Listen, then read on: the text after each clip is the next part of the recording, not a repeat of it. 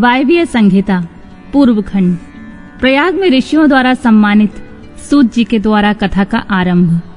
विद्या स्थानों एवं पुराणों का परिचय तथा वायु संहिता का प्रारंभ। व्यास जी कहते हैं, जो जगत की सृष्टि पालन और संहार के हेतु तथा प्रकृति और पुरुष के ईश्वर हैं, उन प्रथम गण पुत्रद्वय तथा उमा सहित भगवान शिव को नमस्कार है, जिनकी शक्ति की कहीं तुलना नहीं है, जिनका ऐश्वर्य सर्वत्र व्यापक है तथा स्वामित्व और विभूति जिनका स्वभाव कहा गया है। उन विश्वदृष्टा सनातन अजन्मा अविनाशी महान देव मंगलमय परमात्मा शिव की मैं शरण लेता हूँ, जो धर्म का क्षेत्र और महान तीर्थ है, जहाँ गंगा और यमुना का संगम हुआ है तथा जो ब्रह्मलोक का मार्ग है। उस प्रयाग में शुद्ध हृदय वाले सत्यव्रत पारायण महातेजस्वी एवं महाभाग मुनियों ने एक महान यज्ञ का आयोजन किया। वहाँ कर्म करने वाले उन महात्माओं के यज्ञ का समाचार सुनकर निपुण कथावाचक, त्रिलोकवेत्ता, उत्तम नीति के ज्ञाता तथा कांतदर्शी विद्वान पौराणिक शिरोमणि सूत जी वहां उस स्थान पर आए। सूत जी को आते देख मुनियों के मन में प्रसन्नता हुई। उन्होंने उनके सांत्वनापूर्ण मधुर बातें कहकर उनकी यथायोग्य पूजा की।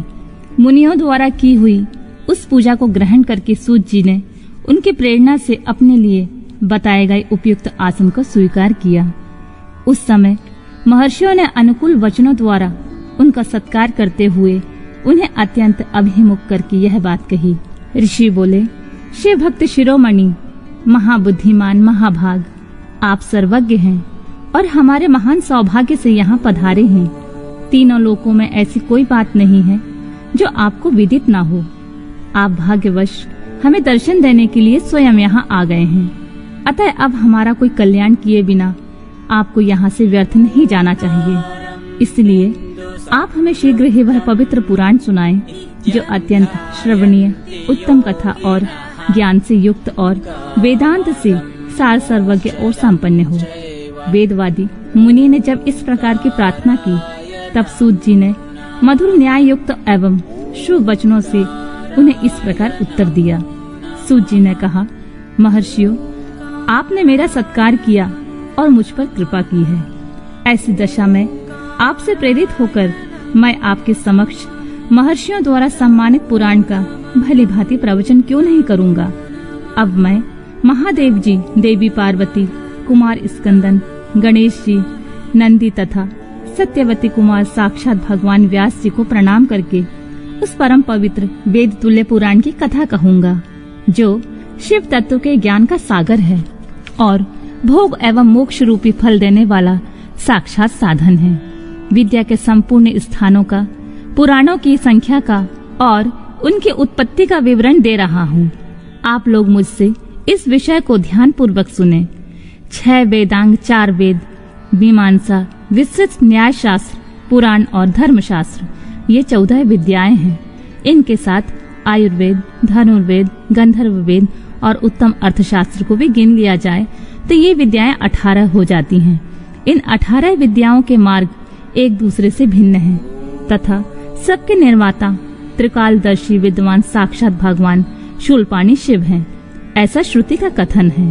संपूर्ण जगत के स्वामी उन भगवान शिव को जब समस्त संसार की सृष्टि करने की इच्छा हुई, तब उन्होंने सबसे पहले अपने सनातन पुत्र साक्षात ब्रह्मा जी को उत्पन्न किया और उन प्रथम पुत्र विश्वयोनि ब्रह्मा को परमेश्वर शिव ने जगत की सृष्टि का ज्ञान प्राप्त करने के लिए पहले से सब विद्याएं दी। उसके बाद उन्होंने पालन करने के लिए भगवान श्री हरि को नियुक्त किया और उन्हें जगत की रक्षा के लिए शक्ति प्रदान की। वे भगवान विष्णु ब्रह्मा जी के भी पालक हैं। ब्रह्मा जी विद्या प्राप्त करके जब प्रजा की सृष्टि के लिए विस्तार कार्य में लगे, तब उन्होंने संपूर्ण शास्त्रों में पहले पुराण को ही स्मरण किया और उन्हीं को वे प्रकाश में लाए। पुराणों के प्रकट होने के अनंतर उन्हें 4 मुखों से चारों वेदों का प्रादुर्भाव हुआ। फिर उन्हीं के मुख से संपूर्ण शास्त्रों की प्रवृत्ति हुई। द्वापर में भगवान श्री हरि सत्यव्रती के गर्भ से उसी तरह प्रकट हुए जैसे अरण्य से आग प्रकट होती है। उस समय उनका नाम श्री कृष्ण द्वैपायन हुआ।